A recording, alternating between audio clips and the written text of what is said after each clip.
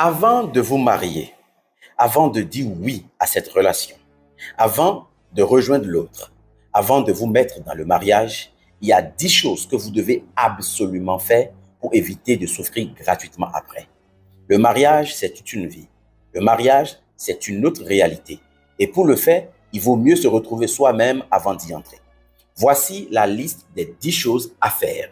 Apprendre à vous connaître. Ça, c'est la première des choses. Si vous ne savez pas qui vous êtes avant de vous engager dans une relation, vous allez totalement et entièrement vous perdre dans la relation. La relation, c'est 2 personnes, 2 individus qui doivent pouvoir former maintenant un nid, un cocon. Mais les 2 individus doivent avoir leur personnalité distincte. Le mariage ne détruit pas l'individualité. Et le mariage retrouve toute sa beauté grâce à l'individualité. Donc, il faut savoir qui on est, quelle est votre mission, quelles sont vos aspirations, quels sont vos besoins, quelles sont vos valeurs. C'est vraiment important. Ça, c'est la première des choses que vous devez faire avant d'entrer dans un mariage, avant de dire oui. La deuxième chose, c'est que vous devez définir des buts.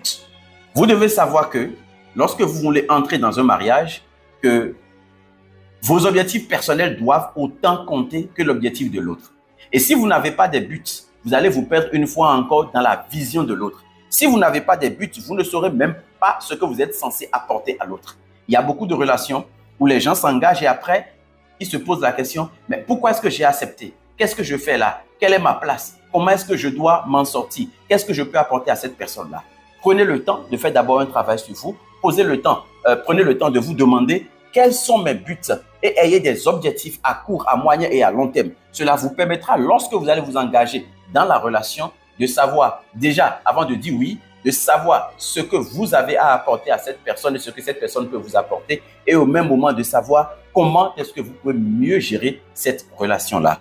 La troisième chose à faire absolument, c'est que vous devez mettre de l'ordre dans vos anciennes relations.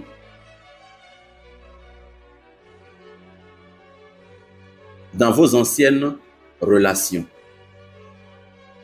Beaucoup de couples sont détruits parce que, en fait, les parties au couple n'ont pas pris le temps de fermer la porte aux relations anciennes.